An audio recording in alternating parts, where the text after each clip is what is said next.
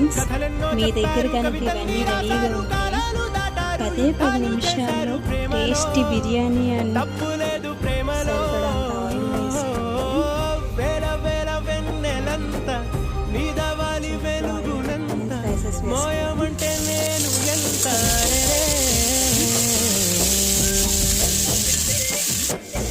ఒక స్పూన్ అల్లం వెల్లుల్లి పేస్ట్